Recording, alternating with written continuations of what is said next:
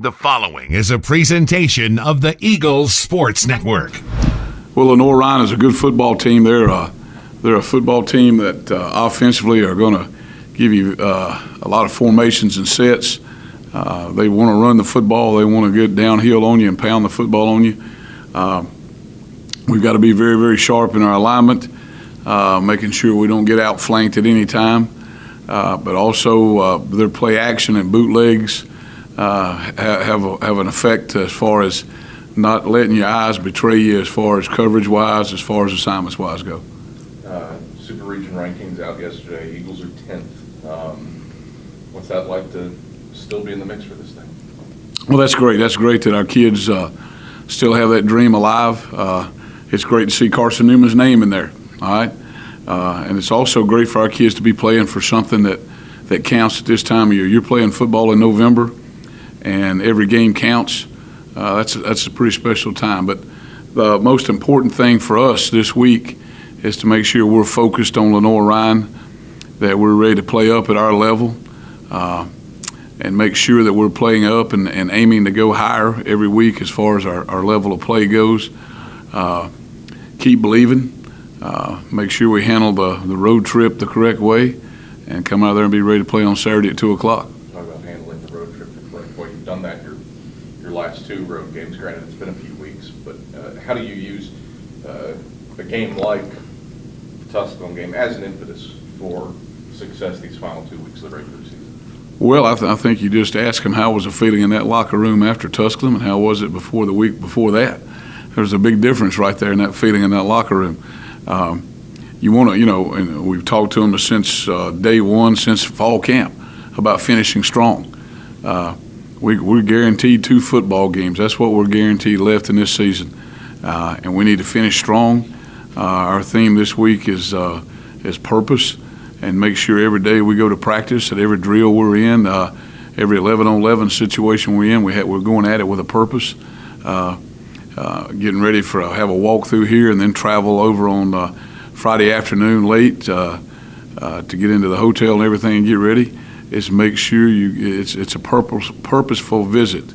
We're on a mission. It's not a sightseeing trip, but we're on a mission, and that's to go over and play a good football team from Lenoir-Rhyne. You alluded to their downhill rushing attack. Nelson Brown, number 2 in the league. What makes him a quality sophomore tailback? Well, I think he's an elusive young man. He finds the gap, he finds the hole, he finds the zone. They're aggressive up front as far as an offensive line goes, so they're a challenge. I know we think part of our strong point is that front 7, defensive line and linebackers. So it's going to be a great challenge for them. That's not going to be anybody tricking anybody. There they are, and there we are, and it's going to be a good football game. Defensively, they're pretty stout. Only allow 21 points a game. Right. One of the top defenses in the SAC. What's made them a defense that's kept them in? They're 3-5, but they've been pretty much in every game that they've played. Oh, they've been in every game, and it's been less than a touchdown or a touchdown game type scenario. They got beat late in the game against Pembroke last Saturday. They're an aggressive front. They're playing an 8-man front. And anytime somebody lines up with an 8-man front, they're going to come after you, and they're going to come downhill at you. And we've got to understand what's important to us, and that's making sure we understand first down's important. That's a priority that we emphasize, and we got urgency on first down. And against a team that's going to give you an 8-man front, that's going to get up the field, attack the option fast, make sure you take care of the football.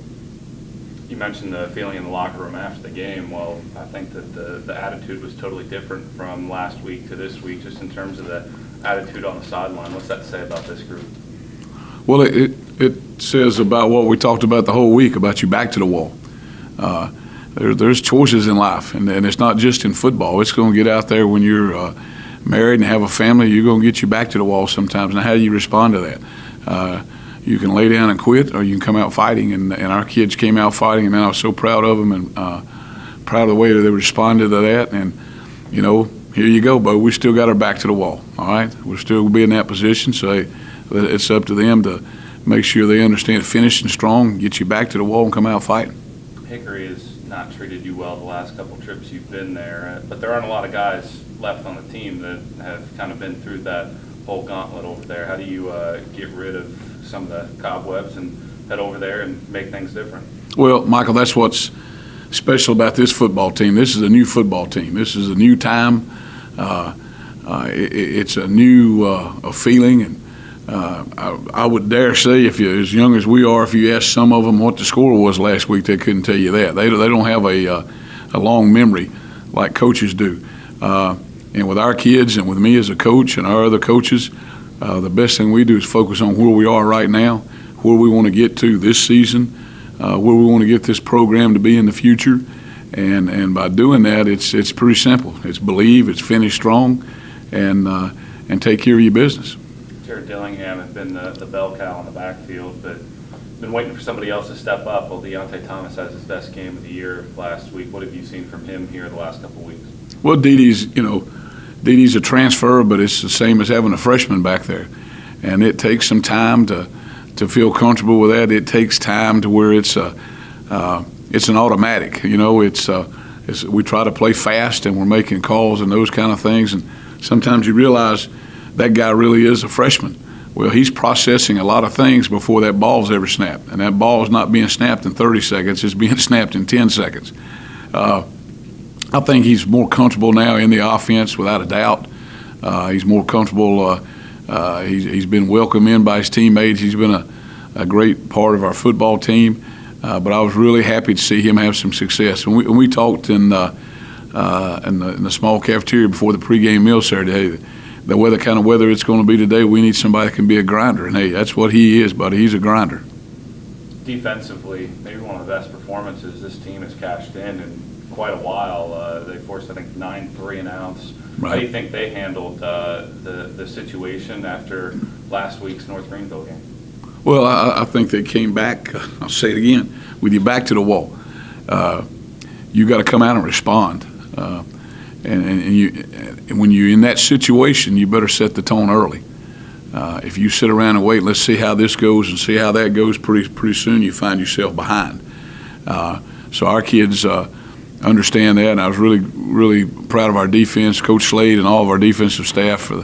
They kept it simple in the game plan, and our kids just went out and attacked and took care of business.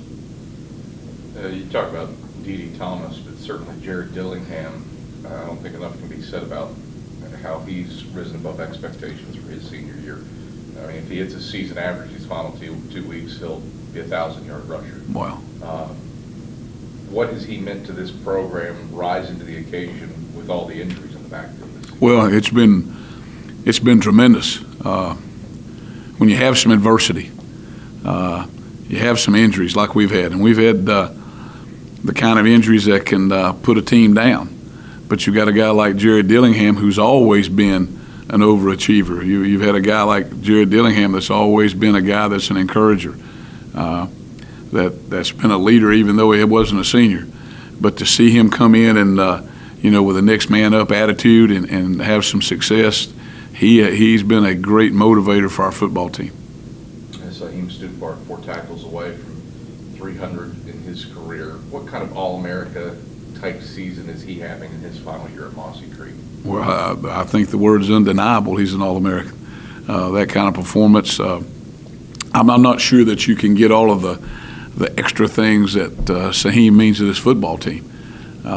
Besides being a leading tackler and making plays, he makes plays off the field. He makes plays in the locker room, great leadership, but he represents this university well and represents this football program well.